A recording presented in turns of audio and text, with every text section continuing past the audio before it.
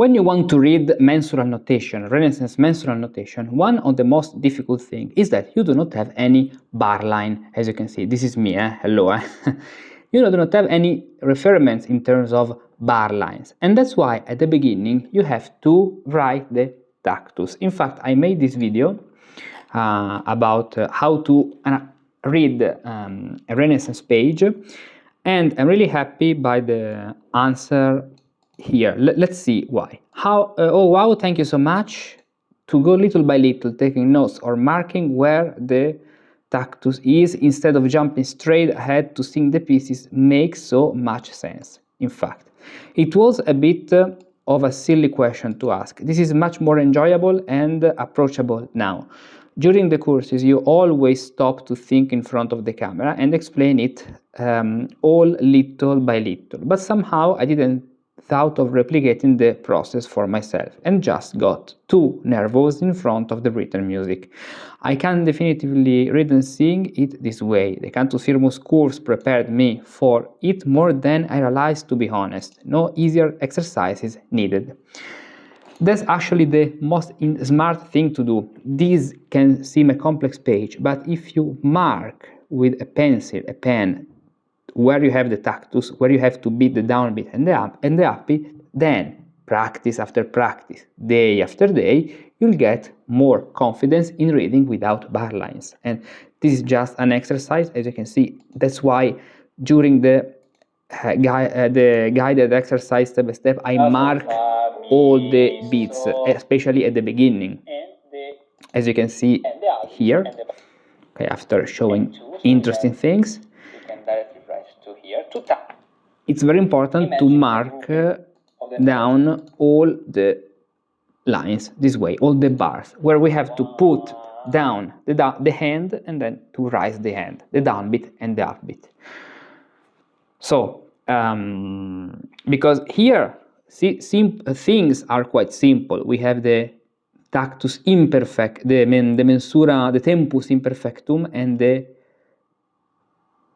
all is imperfect, because even the longa that we can see here is imperfect. We do not have any scene of the maxima, and the prolazio is imperfect. But when you come to chapter 5, when you start reading perfections with all these exercises, and then, for example, chapter 6, when you have even proportion, for example, this exercise which is the contratenor of this Mass by Ockeghem, here things are very complex, and that's why it's very important to be aware of where you have to put down the Tactus and up.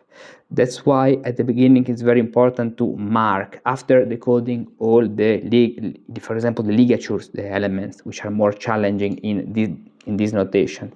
From this point, this is the number 2, we'll have the long. Okay, so this is the Cantus Figuratus level, where you can learn how to read Renaissance notation, to perform Renaissance notation directly from the original sources. And in the subscription on the Musicus Practicus Academy, you can learn all, you can have the access to all the Renaissance path, which contains solmization, to learn to read music with hexachords.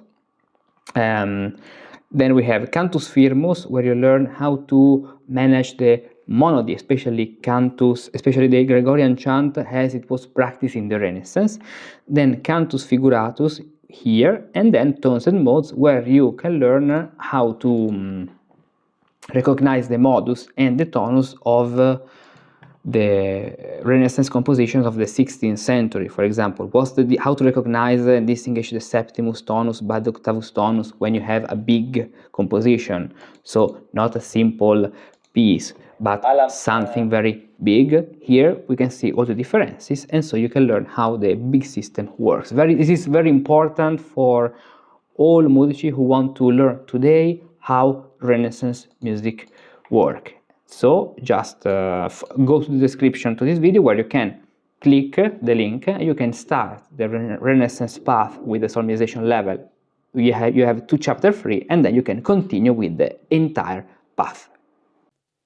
I have bad news for you. In the Renaissance, transcriptions didn't exist. All musici pratici, indeed, read music directly from the original sources. They knew how to read ligatures and recognize the correct values, brevis, longa, semibrevis, maxima. They could accurately interpret all the mensurations, perfect, imperfect, tempus, modus, prolazio. They knew how to beat the tactus in accordance with the mensurations and the proportions. So, modern transcriptions are unnecessary. Yes, they can be useful if you want to study the counterpoint and the vertical setting. But do you really have the audacity to claim you perform Renaissance music and are an expert, yet you don't know how to read the notation used by the Renaissance musicians? Fortunately, today you too can learn how to read white mensural notation directly from the original sources without relying anymore on any transcription nonsense.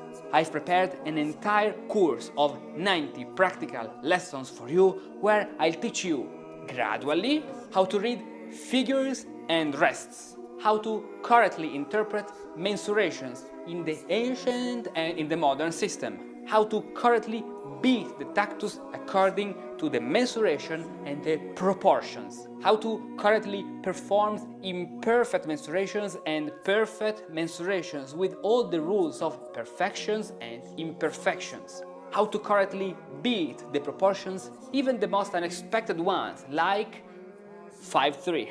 How to correctly align the syllables of the text to the nose of the piece, and much more. 90 practical lessons, 200 pages of examples and exercises from the original sources, no transcriptions, only examples from the original sources. So, no more excuses to don't learn white mensural notation, sign up for the course, discover all the topics and the content. Purchase the course and start learning white mensural notation today. Click here.